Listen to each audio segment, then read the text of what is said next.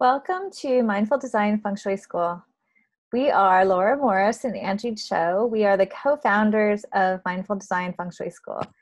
And we hope that these videos will inspire, educate, and empower you to create mindful spaces that transform and resonate with you. Today's episode, we have another Q&A from Susanna G from our Facebook group.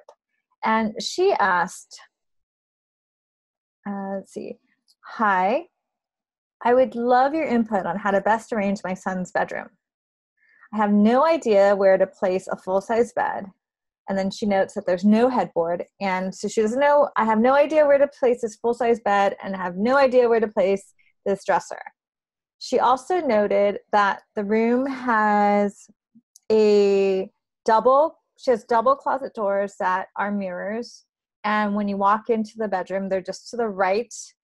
And there's also a large window on the wall perpendicular to the mirrored closet also on the right. And she's attached a diagram, so we'll share that, a floor plan, which is so helpful, right? Because it's hard to visualize it unless you have it's easier to visualize it with a plan. And she also wanted to know, she wanted some suggestions on how to arrange the furniture, because right now the bed is directly in front of the door. So Laura, can you give us and Susanna some insight on this? Yeah. So, okay, thank you for sending in a floor plan. As Angie mentioned, sometimes we get questions where there's a lot of descriptors and south wall, north wall, and it gets quite difficult to be able to answer. So when we have a clear visual, that makes things a lot easier. So as you said, you kind of, right now, I think you mentioned that the head, I'm going to assume when you say it was on the wall near the door, that the head of the bed is on the wall that says 13.5. So it's basically that long wall on the left when you walk in the room. And not sure where to put a new bed, I think, is a larger bed. So there's a couple of pretty straightforward ways you can look at this from a feng shui perspective. And the number one thing that we look at when we're placing a bed, or that we want to achieve when placing a bed, is finding the position that is going to allow you to feel the most secure. And that is what we call the commanding position or command position. And it generally means that when you're lying in bed and you look straight ahead and you're lying there, you can see the door to the bedroom.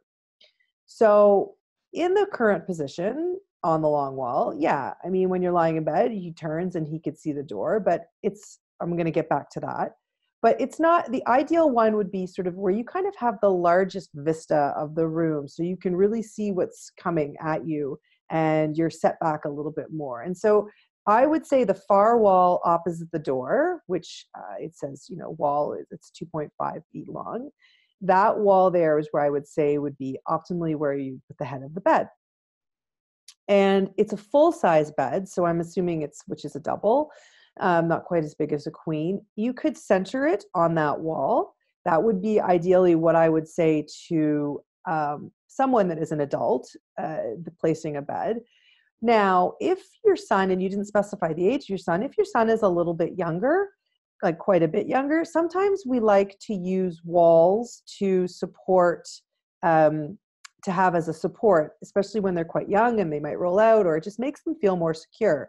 And actually, by nestling the bed into that corner there along the wall, if your son is fairly young, I would say under the age of, 10 or 12 years old, roughly. I mean, it's not set in stone.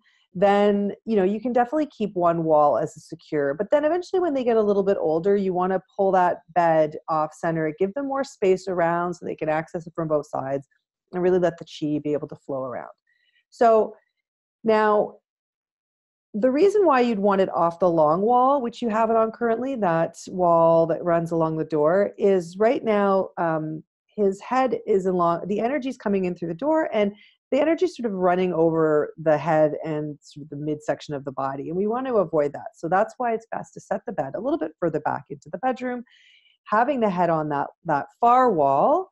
And yes, you're opposite the mirrors to the closet, I think you mentioned, but don't worry about that for now. It's not a concern. And if the feet are in line with the door, you may need to adjust it, but it doesn't look like that's going to be the case here. So I think it's pretty straightforward solution, just to put the head of the bed on that far wall. And then if you wanted to use the, I think you said there's a chest of drawers, and I'm not sure the height of that chest of drawers, but it could run along that wall where the bed was, that long 13.5-foot wall, or if it fits under the window, that's also an option.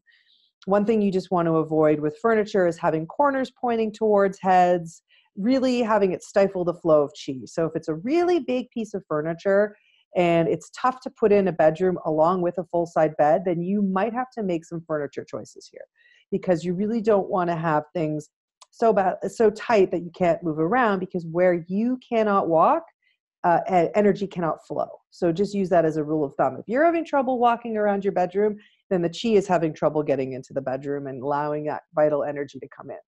So I hope that was helpful. And thank you for your question. And thank you for sending in the floor plan. That made it easy. Thank you. And Laura, actually, I have a question. So I think her main concern is about having the mirror across from the bed. So maybe we can do a follow-up call that talks about the mirror across from the bed. Yeah, there's the BTB. We could do it on a follow-up in the BTB perspective. Maybe the next one. We will, because there are different schools of thought on mirrors in the bedroom. Yeah. Okay, we'll definitely do a follow-up. So Susanna, watch next. Stay tuned for next week, and we'll talk about that, because you didn't ask directly about that, but I think that's something that comes up a lot. Anyway, so thank you everyone so much for watching this episode from Mindful Design Feng Shui School. If you like this episode, please subscribe to our channel and give us a thumbs up. And if you'd like to dive deeper into the world of Feng Shui and mindful design, you can visit us at mindfuldesignschool.com.